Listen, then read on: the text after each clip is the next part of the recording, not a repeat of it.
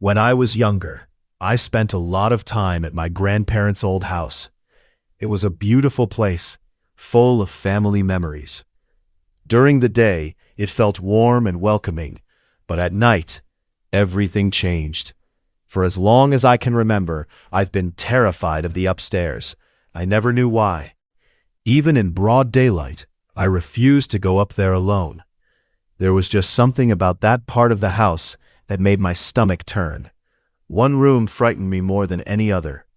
It was a long, narrow bedroom with two closets facing each other. A bed sat in the middle, and at the far end was a single window. When I was little, my grandparents told me a story about the family who lived there before them. Their children claimed they would see a huge, shadowy gorilla crawl out of one closet at night, dance around the room, then disappear back into the other closet before morning. Everyone laughed it off as a child's imagination. So did I, until I turned 14. My grandparents started sleeping in separate bedrooms downstairs, so they moved me into another guest room. The problem was, my new room was directly underneath that creepy bedroom. On my very first night, I couldn't sleep. The entire house was silent. Then, thump, a single footstep. A few seconds later, thump, thump, thump. Someone was slowly walking across the room upstairs. The footsteps weren't rushed. They weren't heavy.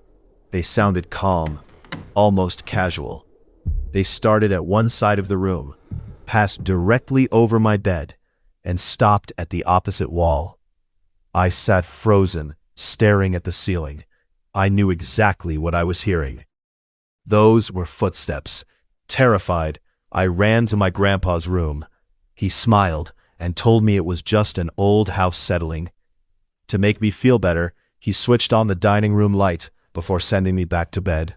For a few minutes, everything was quiet. Then the footsteps returned.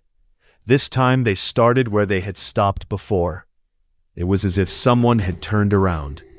Again, they walked across the room. Again, they stopped directly above my bedroom door. 5 long seconds passed. Then, the staircase creaked. 1, 2, 3, 4, 5. Silence. It had reached the landing. Then again. 6, 7, 8, 9, 10. Silence. My heart stopped. Whatever had been upstairs was now on the same floor as me. The light from the dining room stretched across my bedroom doorway. I couldn't stop staring at it. Then my vision blurred. Fear completely took over. I pulled the blanket over my head. That's when I heard it. Scratch. A slow, sharp scrape. Another, and another. The sound came from inside my room. I instantly recognized it. My grandpa's wooden gun cabinet. Something was dragging its nails down the front of it.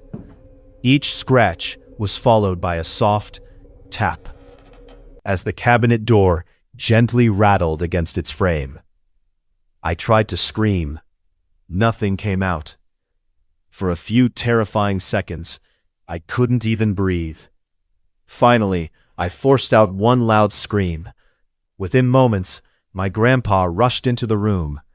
The scratching had stopped. There was nothing there. No marks, no open cabinet, nothing. The next morning, my grandpa told my grandma what had happened. She didn't laugh.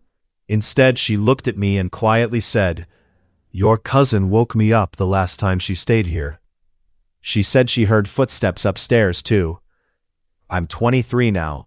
I've stayed in that house many times since that night. And every single visit, I still hear the footsteps.